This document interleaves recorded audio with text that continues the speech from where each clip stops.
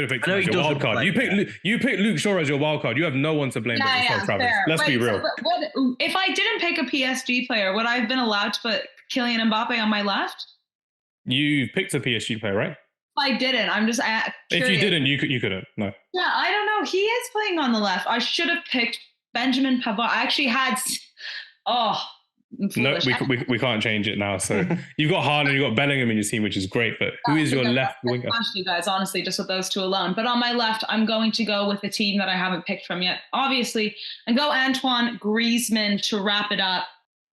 Between him, there's a couple players there, but he is. No Napoli pick, no. Well, that was the other player, but between the two of them, I mean, Kvicha had a fantastic year last year. There's no doubt, but Antoine Griezmann maintains brilliance, and he has been around much longer. And I think if you're going to rely on one player over the other right now, I feel safer taking Griezmann just because of that.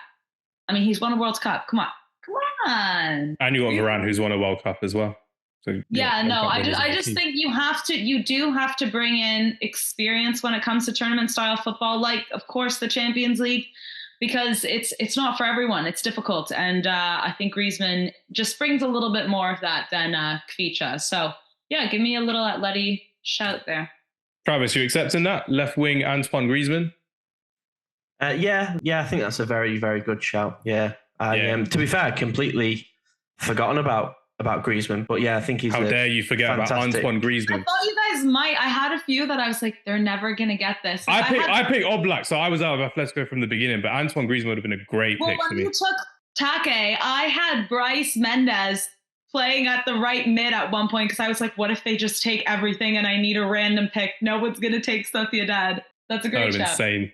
Would have been insane, but.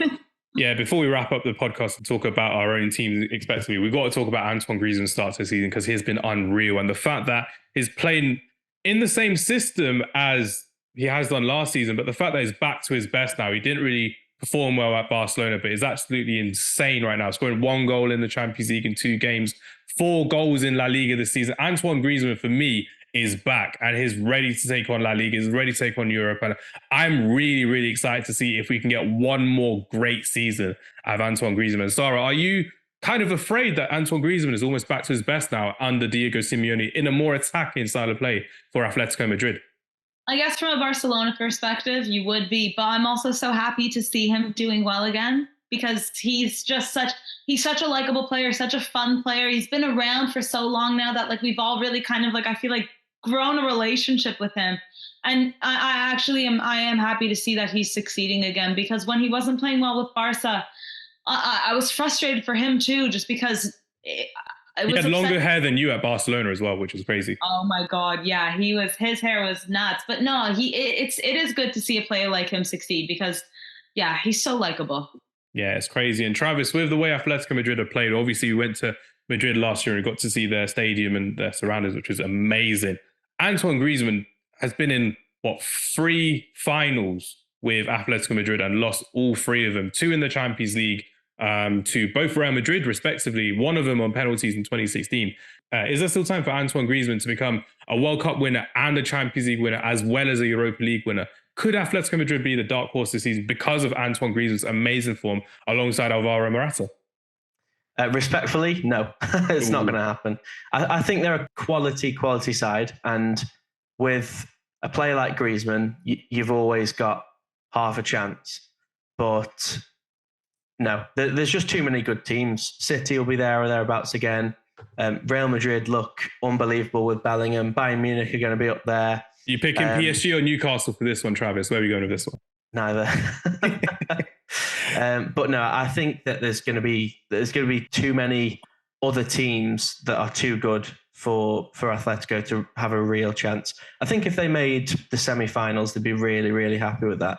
I mean, with Atletico Madrid, for me on paper, besides Barcelona, they have the second easiest group in the group stage for them. They've got Celtic, they've got Feyenoord, they've got Lazio. They drew to Lazio with that amazing goal from Provedel, the goalkeeper, in the last minute of the game. They came back from behind at home to beat Feyenoord at home, the champions of the Netherlands, and they're going to take on the champions of Scotland, Celtic, after this whenever this podcast comes out. It'll be on match week 3, which will be fine as well. But yeah, Sarah, do you reckon Atletico Madrid will focus more on Champions League this season or on La Liga with Diego Simeone having a smaller squad than usual and a few injuries as well? What do you think? It's hard to say. I mean, I think them making a good run in the Champions League would be great for them. And then if they do end up going to the Europa and winning that, that's fantastic. I think it's hard right now with La Liga because it's so much about like consistency throughout the year.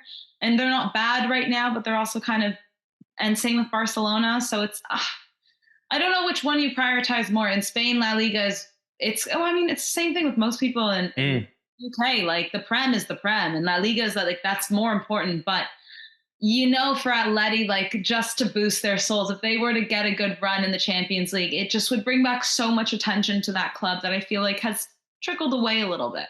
Yeah, I mean, with Diego Simeone, the longest serving manager in the Champions League with 12 years of experience, almost getting a new contract, and we're going to have to wait and see when he does or if he does, which would be great. He would definitely want that one Champions League because at the moment, besides him being the Atletico Madrid manager, he's just known as the villain in the David Beckham documentary, which I won't spoil for anyone who hasn't seen it, but if you were alive at the time, you would have known he was the villain in David Beckham's origin story as well, which is great.